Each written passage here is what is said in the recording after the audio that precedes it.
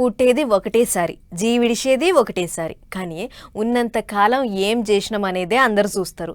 చరిత్రలో మన కొరకు ఒక పేజీ ఉండాలని అందరూ అనుకుంటారు. కానీ అనుకున్నయన్నీ సాధించేటోళ్ళు కొంతమందే ఉంటారు. అగో అట్లా కలలు గన్న తీరాన్ని తాకి చరిత్రలో ఆయన ఒక గొప్ప గుర్తింపు తెచ్చుకుంటూ విశ్వవిఖ్యాత నట సార్వభౌమ నందమూరి తారక రామారావు. అసొంటి పెద్ద ఆయన పుట్టినరోజు ఇయ్యాల. మరి ఆయనను ఎవళ్ళెవళ్ళు ఎట్లెట్ల యాది చేసుకుర్రు, ఏంది అంత ఆసుకునొద్దాం పారోసారి. ఆంధ్రాల కూటమి ఎమ్మెల్యేలు మంత్రులు అన్నగారి అభిమానులు ఎవరి జాగలాలు అన్నగారికి నివాళులు అర్పించారు.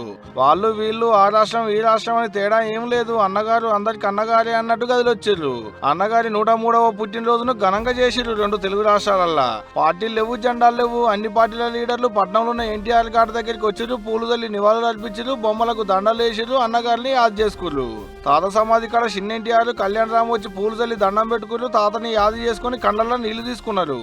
Telugu Desam party paper Chandrababu Naidu sir కూడా అన్నగారిని యాది చేసుకున్నాడు. అన్నగారు అందరికి అన్నగారే అన్నట్టు ఆయన ట్విట్టర్ రాసుకొస్తే మనవడు లోకేషన్ కూడా తాతను యాది చేసుకుంటూ ట్విట్టర్లో రాసుకొచ్చిండు.